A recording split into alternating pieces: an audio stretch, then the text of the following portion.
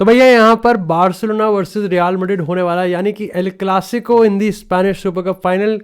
Madrid derby, El Clasico Madrid derby, भाई साहब कमाल ही होने वाला है नेक्स्ट 10 दिनों में। लेकिन डेफिनेटली भाई हम यहाँ पर ओसासुना वर्सेस बार्सिलोना के इस मैच का रिव्यू करेंगे, लेकिन एक पीरियोडिक स्ट्रक्चर रिव्यू भी करने वाले हैं इस बार्सिलोना का। जावी के क्या नेगेटिव्स हैं, जावी के क्या पॉजिटिव्स हैं। देखो पता है बात असल में ये है कि तुम में से काफ़ी सारे लोग कहेंगे कि भाई देखो बार्सिलोना वर्सेस ओसासुना कोई बॉक्स ऑफिस मैच तो था नहीं, और बार्सिलोना को बहुत कंफर्टेबली ओसासुना को बीट कर देना चाहिए था। दिस इज द पॉइंट, यहाँ पर काफ़ी लोग गलत हैं। देखो ओसासुना डेफिनेटली कोई ब्लॉकबस्टर टीम नहीं है, लेकिन अपन को नहीं भूलना चाहिए कि ओसासुना कोपा देल रे फाइनल में गई थी और कमबैक पे कमबैक भी करे थे। हाँ, but at the same time हमको ये भी नहीं भूलना चाहिए कि ये ओसासुना की टीम कोई इतनी अटैकिंग वाली माइंडेड है ही नहीं। Yet they still give a very very good fight to Barcelona. बस मेरे को ये समझ में नहीं आया कि इस पूरे मैच के दौरान उनका अर्जेंट पॉइंट कहाँ था। मेरे को लगता है 90th मिनट तक भी उनका अर्जेंट पॉइंट कभी ट्रिगर ही नहीं करा। खैर वो तो फिर लमीन यमाल के गोल ने उनको तोड़ ही दिया और अल्टीमेटली यहाँ पर गेम खत्म हो गया। सबसे पहले कुछ पॉजिटिव्स की बात कर लेते हैं, क्योंकि देखो यार ये गेम ना, अगर तुम स्कोर लाइन के हिसाब से कि 2-0 बहुत कंफर्टेबल रहा होगा, और यस देखो partially yes it was very comfortable, because यहाँ पर लगभग 70% के आसपास का पोजीशन था बार्सिलोना के पास, बहुत सारी चीज़ें वो क्रिएटिविटी कर सकते थे। एंड दिस इज वेयर सबसे पहला पॉइंट नेगेटिव का स्टार्ट कर लेते हैं। देखो यार यहाँ पर मिडफील्ड डायनामिक्स थोड़ी सी गड़बड़ है, और कुछ पॉइंट्स पे मैं रियल मैड्रिड के पर्सपेक्टिव से ही बताऊंगा कि कहाँ ये दिक्कत दे सकती है और कहाँ रियल मैड्रिड इसको एक्सप्लॉइट कर सकती है। देखो सबसे पहले तो यहाँ पर सर्जी रोबर्टो, फ्रेंकी डियोंग और गुंडोगन के आपने जो मिडफील्ड खिलाई है काफ़ी डायनामिक है, लेकिन अगेन इसमें थोड़ा सा दिक्कत की बात है। अगर आप फ्रेंकी डियोंग को सबसे लोएस्ट पॉइंट पर डाल रहे हो मिडफील्ड के, गुंडोगन को थोड़ा सा उसके साथ दे रहे हो और सबसे एडवांस पोजीशन पे सर्जी रोबर्टो को डाल रहे हो, तो इसका एक नेट पॉजिटिव जो आप निकाल सकते हो वो ये है। और एक मात्र एक्सप्लेनेशन मेरे को ये लगता है कि रीसेंट टाइम में सर्जी रोबर्टो ने गोल दिए, रीसेंट टाइम में सर्जी रोबर्टो ने आपको यहाँ पर रिजल्ट निकाल के दिए, और जावी इस समय रिजल्ट ओरिएंटेड बंदा है। ठीक है, ये मेरे को लगता है कि वही जैसे टेन हैग स्कॉट मैकटोमिने को डाल रहा है, ऐसी भाई हमारा इसको यूज कर रहा है। लेकिन इसमें प्रॉब्लम ये आ जाती है कि जब आप इसको थोड़ा सा ट्विक करते हो कि यहाँ पर फ्रेंकी डियोंग को आप ठीक है बॉल रिट्रीव करने दो और बॉल को डिस्ट्रीब्यूट करने दो, गुंडोगन को आप क्रिएटिविटी की जब आप रिस्पॉन्सिबिलिटी देते हो, तो जो क्वालिटी में फर्क आता है ना वो जमीन आसमान का आता है।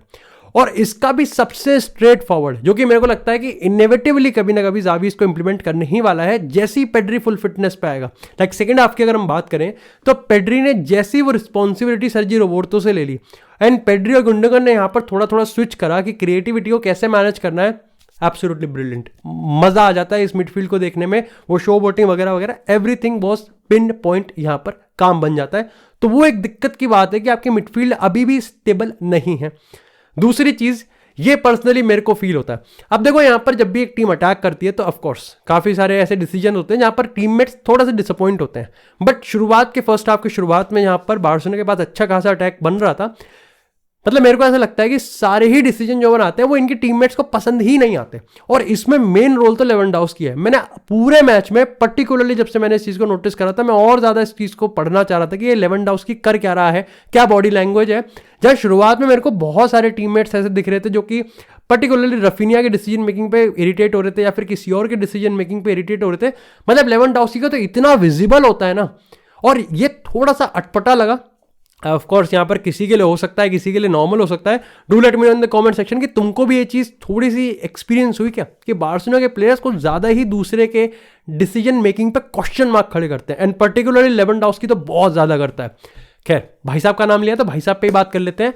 यस, गोल स्कोर किया, अच्छा गोल स्कोर किया, क्योंकि मेरे को पता है कि अगर यही वो गोल स्कोर मतलब मिस कर देता तो आधी जनता यहाँ पर ले लेती, लेकिन गोल स्कोर किया है कंपोज तरीके से, काफ़ी अच्छे तरीके से, तो तारीफ करनी बनती है। लेकिन सिर्फ एकमात्र तारीफ करनी बनती है, क्योंकि अगर रिगार्डलेस इस गोल को हटा दो आप, मेजॉरिटी ऑफ द गेम भाई मेरे को क्लूलेस लगा।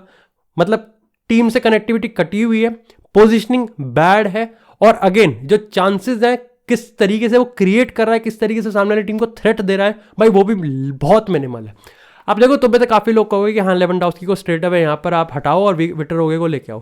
देखो काम ऐसा बनता नहीं है, क्योंकि जावी को अब सब अपन भी समझ चुके हैं कि जावी बहुत ज़्यादा बायस्ड है लेवेंडोव्स्की की तरफ, और उसका कुछ अलग ही एजेंडा है, कुछ अलग ही पर्पज़ है। वो लेवेंडोव्स्की को लाइक कंसिस्टेंटली खिलाना चाह रहा है। लाइक 90 मिनट्स उसने लेवेंडोव्स्की से कंप्लीट करवाया है, कुछ अलग ही सिस्टम है उसका, कुछ अलग ही कुछ पका रहा है वो। लेकिन 2 पॉइंट हैं जो मेरे को लगता है। आई थिंक देखो सबसे पहले तो आपने फेरान टोरेस को खिलाया, जाओ फिलिक्स, दैट ये कंप्लीटली दिखाता है कि भाई ठीक है, जाओ फिलिक्स से ऊपर फेरान टोरेस है और कंप्लीटली जस्टिफाइड भी है। ये भी दिखाया था कि हाँ भाई जाओ फिलिक्स इतनी प्रायोरिटी पे नहीं है और अनडिस्प्यूटेड भी नहीं है। लेकिन लेवेंडोव्स्की को खिलाना अगेन मेरे को प्रॉब्लम नहीं है, उसका खराब परफॉर्मेंस आना सरप्राइजिंग भी नहीं है। लेकिन जहां पर ये दिक्कत देती है वो ये है कि देखो 18 साल का वेटर हो गया है, मैं आर्दा गुलर वाली फिलॉसफी थोड़ी सी इंप्लीमेंट कर देता हूं। लेकिन मेरे को प्रॉब्लम इस चीज से है कि जब आप उसने गोल भी स्कोर कर दिया, उसको कॉन्फिडेंस भी मिल गया, आपकी टीम भी अच्छी तरीके से कंफर्टेबल पोजीशन में है, गोल स्कोर करने के बाद ओसासुना ने कोई यहां पर थ्रेट दिया नहीं और बहुत लीक भी थी उनकी डिफेंस से। मैं कह सकता हूं कि उन्होंने बहुत पोजीशन और बहुत स्पेस भी क्रिएट करके दिया बार्सिलोना को कि वो एक्सप्लॉइट कर सके। ऐसे में यार विक्टर ओगे को डालना कोई इतना कोई पाप का काम नहीं था या फिर कोई इतना बड़ा गैम्बल भी नहीं था, और शायद से वेटर हो गया अगर नेट कोई बहुत बड़ा पॉजिटिव भी ना करता। ऐसे में बार्सिलोना की जिस तरीके से पोजीशनिंग, जिस तरीके से वो गेम खेल रहे थे, मेरे को लगता है कि ज्यादा कुछ खराब हो सकता था। देखो यहां पर दूसरी चीज जो मतलब तीसरी चीज जो नेगेटिव मेरे को लगी वो तो यार ये अभी भी डिवॉइड ऑफ आइडियाज तो है।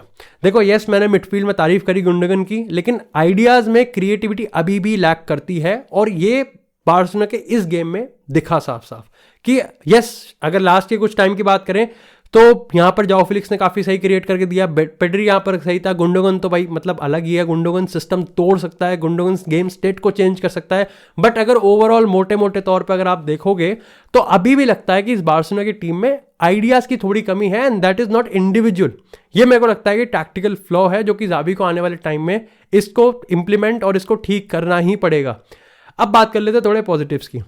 देखो पॉजिटिव सबसे पहले मेरे को लगा कि रोनाल्ड अराउहो इज एब्सोल्युटली बीस्ट। जब भी मेरे तो कोई पूछता है कि बार्सिलोना का सबसे ऐसा प्लेयर जो कि like out and out favourite है, तो भाई मेरे लिए तो वो रोनाल्ड अराउहो है। भाई उसकी रिकवरी, उसका स्टैंडिंग टैकल और उसकी पोजिशनिंग भाई एब्सोल्युटली ब्रिलियंट है। जैसा मैंने कहा कि ओसासुना ने ज़्यादा कोई ट्रिगर पॉइंट नहीं था, लेकिन उनका एक ही प्लेयर था जो कि बहुत ज़्यादा दिक्कत दे रहा था, वो था बुडिमिर बहुत ज़्यादा होल्ड कर रहा था बॉल को, उसकी पोजीशनिंग भी अच्छी थी। जहाँ पर आप लगते हो कि क्लंकी होगा, चल नहीं पाया, बट ड्रिबल भी कर पा रहा था, वो अच्छे पोजीशंस में भी आ रहा था। ऐसे में यहाँ पर बार्सिलोना को दिक्कत हो रही थी और कुछ इंस्टेंस पे तो सही में रोनाल्ड अराउहो ने बचाया है। जितने ड्रिबलिंग्स की बात करें वैसे बात करें तो रोनाल्ड अराउहो की परफॉर्मेंस रॉक सॉलिड है और ये रियल मैड्रिड को दिक्कत दे सकती है। पर्टिकुलरली अगर बेलिंगम को मार्क करने की बात करें या फिर बात करें जोसेलू को मार्क करने की, एक जो और अच्छी चीज़ मेरे को लगी डिफेंस में वो था यहाँ पर जूल्स कोंडे। भाई देखो कोंडे सेंटर बैक है, राइट बैक पे खिलाया जा रहा है, लेकिन उसकी ऐसी परफॉर्मेंस देखने के बाद तो शायद से कोई भी मैनेजर वापस से सब ठीक होने के बाद उसको राइट बैक से सेंटर बैक डालेगा ही नहीं। भाई इतनी रॉक सॉलिड परफॉर्मेंस काफ़ी ज़्यादा सही है। और अगेन जूल्स कोंडे को पसंद आया ना है, मेरे को लगता है कि उसको समझ जाना चाहिए कि वो राइट बैक में भाई डेफिनेटली बहुत कमांडिंग पोजीशन लेता है और बहुत कमांडिंग गेम स्टाइल उसका है। तीसरी चीज़ है जो तारीफ मैं करूँगा यहाँ पर, दैट इज़ जाओ फिलिक्स। देखो जाओ फिलिक्स को एक दवाई देनी ज़रूरी थी, दवाई मिली भी, जावी को उसके लिए क्रेडिट भी देना चाहिए। लेकिन आई थिंक यहाँ पर जाओ फिलिक्स को क्रेडिट इसलिए नहीं, उसका मेरे को कैमियो अच्छा लगा जितना भी मिनट मिला। दीज आर दोज अपॉर्चुनिटीज जहाँ पर एज अ प्लेयर आपको लेनी पड़ेगी। इसका कितना इंपैक्ट हमको देखने को मिलेगा, इसका कितना रिजल्ट हमको देखने को मिलेगा, भाई ये तो जावी की फिलॉसफी है कि अगले गेम में डालेगा या नहीं डालेगा। अब खैर मान के चल सकते हो कि नहीं डालेगा क्योंकि लेवेंडोव्स्की तो वहाँ से हिलने वाला नहीं है, लेकिन ये चीज़ तो काफ़ी ज़्यादा सही थी। आगे मिडफील्ड की तारीफ करनी बनती है भाई, गुंडोगन, पेड्री, फ्रैंकी डियोंग एक साथ जब आते हैं पिच पे तो मज़ा आता है, डायनामिक है। थोड़ी सी आप डिफेंसिव वल्नरेबिलिटी आपको एक बार और उजागर कर सकते हो, लेकिन फिर पीछे जब आपको पता है कि आपके पास रोनाल्ड अराउहो है, जूल्स कोंडे है, तो आप समझ जाते हो। लेकिन ओवरऑल ये जो ऑफेंसिव आउटलेट है ना भाई वो बहुत तगड़ा है। तो देखो मैं कह सकता हूं कि बार्सिलोना का गेम इस समय टैक्टिकल इतना ब्यूटीफुल ना हो, अगेन दे स्ट्रगल और शायद से काफ़ी ज़्यादा स्ट्रगल करते हैं, लेकिन जहाँ पर वो सही खेल जाते हैं ना वो उनकी इंडिविजुअल परफॉर्मेंस है। अभी भी आप अगर कमांड देखोगे गुंडोगन का, किस तरीके से वो अपने आप को डिसिप्लिन और किस तरीके से अपने आप को प्रेजेंट करता है, भाई पता चलता है कि उसका experience, he is a travel winner, Manchester city में इतना सही करता है, मज़ा आता है। एक छोटा सा पॉइंट मैं और देना चाहूँगा, यस डिसीजन मेकिंग वाले में मैंने एक रेड फ्लैग दिया था बार्सा के, लेकिन अभी भी मैं कहूँगा कि यस बहुत सारे अटैकिंग में आपको थोड़े से देखने पड़ेंगे, कन्फ्यूजन है कौन परफॉर्म कर रहा है कौन परफॉर्म नहीं कर रहा, but Raphinha is the most direct and most threatening attacker Barcelona में। यस लमीन यमाल ने गोल मार दिया, लमीन यमाल जनरेशन सब बढ़िया है, लेकिन रफीनिया है भाई वो प्लेयर। पहले हाफ में रफीनिया की पोजीशनिंग, रफीनिया के रन्स, रफीनिया का थ्रेट, एब्सोल्युटली सब चीज़ काफ़ी सही था। एक जो प्रॉब्लम थी जो कि मेरे को लगता है रफीनिया भी उसका विक्टिम है और बाकी प्लेयर्स भी विक्टिम है, वो ये है कि हाँप रहे हैं, हड़बड़ाहट है। ऐसा लगता है कि जैसे मैंने कहा ना डिवॉइड ऑफ आइडियाज़ है, तो उस कुछ बनाने के चक्कर में बहुत ज़्यादा हड़बड़ाहट है। बट ओवरऑल गेम सही लगा मेरे को, काफ़ी सही लगा। And is Barcelona prepared for the super cup final? Yes, no तुम इसलिए कह सकते हो क्योंकि टैक्टिकली थोड़ी फ्लॉड है, लेकिन मैं येस इसलिए कह रहा हूँ बिकॉज इट्स बार्सिलोना। एक गेम होता है 90 मिनट्स में कभी भी पलड़ा पलट सकता है।